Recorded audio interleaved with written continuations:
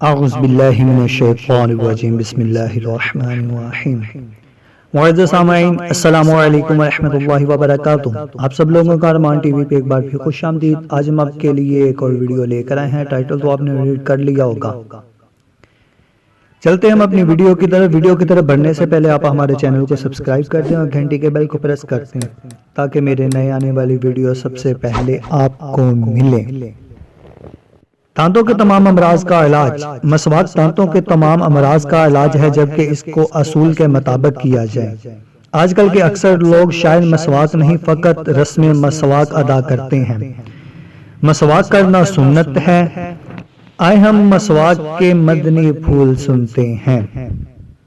Number 1، مسواک کی موٹائی یعنی چھوٹی انگلی کے برابر ہو۔ نمبر 2، مسواک ایک بالشت سے زیادہ لمبی نہ ہو ورنہ اس پر شیطان بیٹھتا ہے۔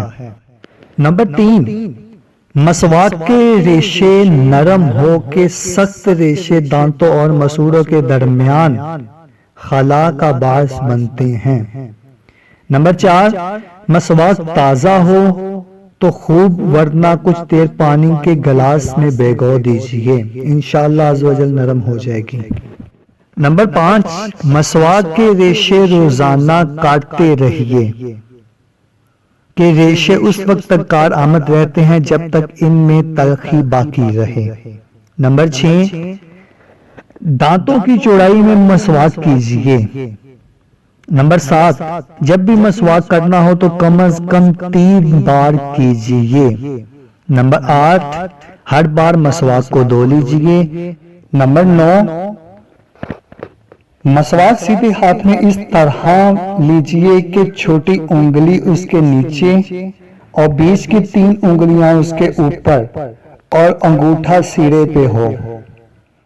نمبر 10، پہلے سیدھی طرف کے اوپر کے دانتوں پر، پھر الٹی طرف کے اوپر کے دانتوں پر، پھر سیدھی طرف کے نیچے، پھر الٹی طرف نیچے مسواک کیجیے۔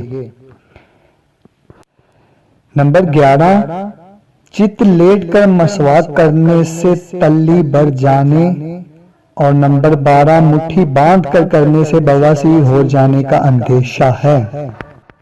نمبر 13، مسواک کے ریشے نیز جب مسواک ناقابل استعمال ہو جائے تو پھینک مت دیجیے، یہ اعلیٰ ادائے سنت ہے۔